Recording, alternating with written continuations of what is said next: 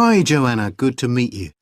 Now, before we discuss your new research project, I'd like to hear something about the psychology study you did last year for your master's degree. So, how did you choose your subjects for that? Well, I had 6 subjects, all professional musicians and all female. 3 were violinists, and there was also a cello player and a pianist and a flute player.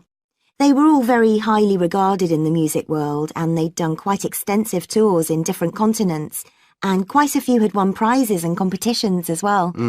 And they were quite young, weren't they? Yes, between 25 and 29. The mean was 27.8. I wasn't specifically looking for artists who'd produced recordings, but this is something that's just taken for granted these days, and they all had. Right. Now, you collected your data through telephone interviews, didn't you? Yes. I realised if I was going to interview leading musicians, it'd only be possible over the phone because they're so busy. I recorded them using a telephone recording adapter. I'd been worried about the quality, but it worked out all right. I managed at least a 30-minute interview with each subject, sometimes longer. Did doing it on the phone make it more stressful? I thought it might. It was all quite informal though, and in fact they seemed very keen to talk. And I don't think using the phone meant I got less rich data.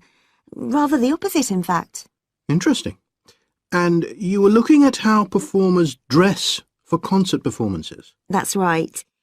My research investigated the way players see their role as a musician and how this is linked to the type of clothing they decide to wear. But that focus didn't emerge immediately. When I started, I was more interested in trying to investigate the impact of what was worn on those listening, and also whether someone like a violinist might adopt a different style of clothing from, say, someone playing the flute or the trumpet. It's interesting that the choice of dress is up to the individual, isn't it? Yes, you'd expect there to be rules about it in orchestras, but that's quite rare. You only had women performers in your study. Was that because male musicians are less worried about fashion? I think a lot of the men are very much influenced by fashion, but in social terms, the choices they have are more limited. They'd really upset audiences if they strayed away from quite narrow boundaries. Now, popular music has quite different expectations. Did you read Mike Frost's article about the dress of women performers in popular music? No. Well, he points out that a lot of female singers and musicians in popular music tend to dress down in performances and wear less feminine clothes, like jeans instead of skirts. And he suggests this is because otherwise they'd just be discounted as trivial. But you could argue they're just wearing what's practical. I mean, a pop music concert is usually a pretty energetic affair. Yes, he doesn't make that point, but I think you're probably right. I was interested by the effect of the audience at a musical performance when it came to the choice of dress. The subjects I interviewed felt this was really important. It's all to do with what we understand by performance as a public event. They believed the audience had certain expectations, and it was up to them as performers to fulfil these expectations, to show a kind of esteem. They weren't afraid of looking as if they'd made an effort to look good.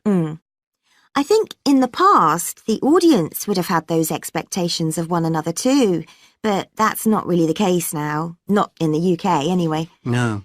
And I also got interested in what sports scientists are doing too, with regard to clothing.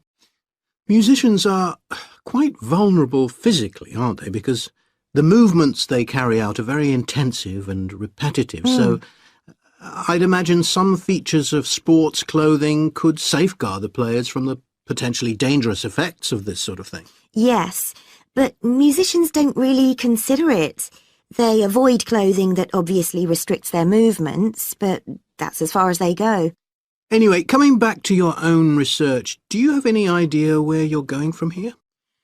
I was thinking of doing a study using an audience,